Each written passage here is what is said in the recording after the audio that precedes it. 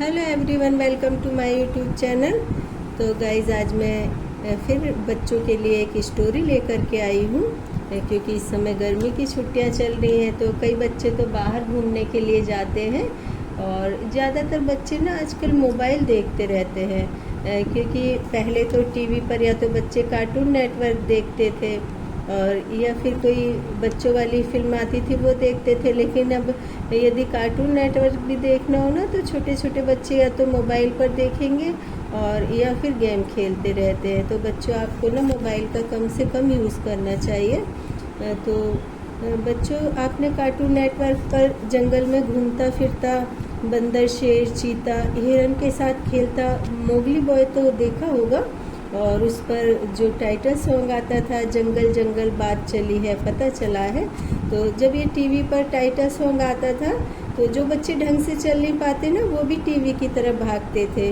और जो बच्चे 5-6 महीने के थे, बिस्तर पर रहते थे, वो 5-6 महीने के बच्चे भी ना ये सॉन्ग को सुन करके ना हाथ पैर चला करके डांस करने लगते थे। तो बच्चों, आप क्या सोचते हो कि मोगली की कहानी सिर्फ स्क्रिप्ट लिखी कहानी है? ऐसा बिल्कुल नहीं है। ये कहानी सच के इंसान के बच्चे की कहानी है।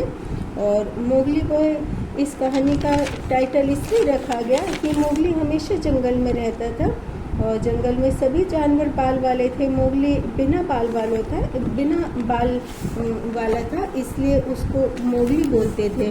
और ऐसा माना जाता है कि मोगली की कहानी की प्रेरणा का एक हिस्सा विलियम हेनरी स्लीपन का भारत में 6 मामलों का विवरण था, जिसमें जंगली बच्चे को भेड़ियों ने पाला था। और यह विवरण पहली बार स्लीपन की journey through the kingdom of Awadh in 1848-1815 के पहले खंड में प्रकाशित हुआ था।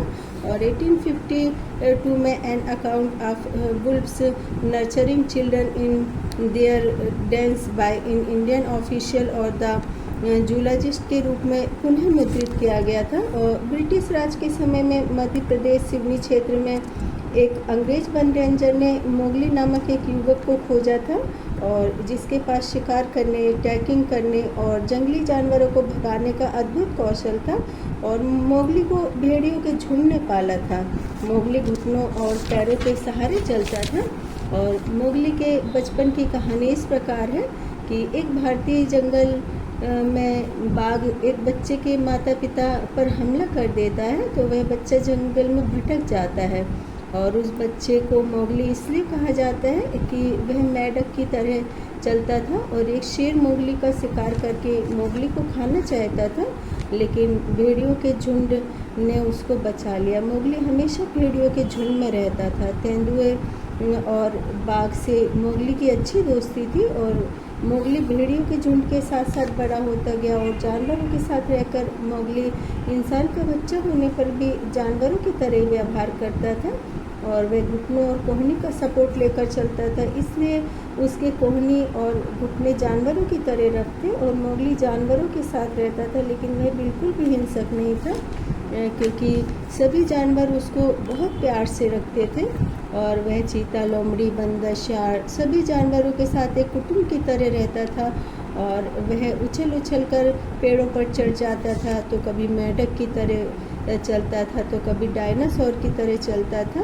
और मोगली सारे जंगल में चहलकदमी करता हुआ घूमता रहता था। तो बच्चों, सिवनी के जिन जंगलों में मोगली घूमता था और रहता था, तो उन जंगलों को पर्यटक स्थल में चिन्हित किया गया है। जब मोगली बड़ा हो गया तो कुछ अंग्रेज उसको अपने साथ ले गए और जंगल एकदम सुनसान हो गया। और सभी जानवर रोज मोगली का इंतजार करते थे, लेकिन मोगली कभी वापस नहीं आया। तो बच्चों, इस कहानी से आपको ये प्रेरणा मिलती है कि जानवर भी आपके अच्छे दोस्त बन सकते हैं और वो आपके इमोशंस को समझ सकते हैं। और जब भी कभी आप अपने पेरेंट्स के साथ बाहर जाएं तो अपने माता पिता के साथ ही रहें। तो बच्चों, आज मैंने आपको मोगली की इतनी अच्छी कहानी सुनाई है, तो आप मेरी कहानी को सुने और सब्सक्राइब करें।